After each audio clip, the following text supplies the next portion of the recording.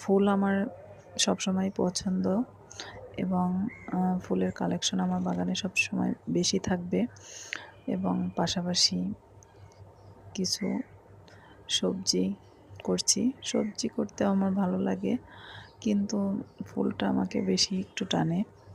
তো আমি আস্তে আস্তে অনেক ধরনের গোলাপ এবং বাগানবিলাসটা আমার একটু বেশি পছন্দ, আর কাঠগোলাপ।